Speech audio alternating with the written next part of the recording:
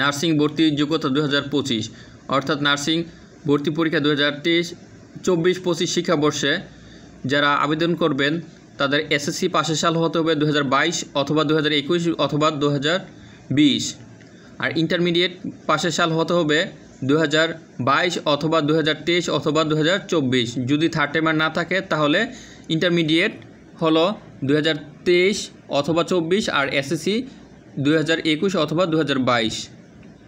আর যেহেতু third timer আছে তাহলে এসএসসি 20-22 হোক আর ইন্টারমিডিয়েট 22 সালেও আবেদন করা যাবে। 3টি কোর্স রয়েছে, ডিপ্লোমা নার্সিং এবং diploma midwifery BSc diploma nursing ছেলেমেয়ে সবাই আবেদন করতে পারবে।